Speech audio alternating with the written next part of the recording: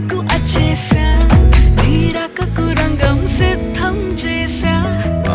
ఎందుకు పుట్టిందో పుట్టింది ఏమో నువ్వంటే ముచ్చట పుట్టింది పుడతాని నీ పిచ్చి పట్టింది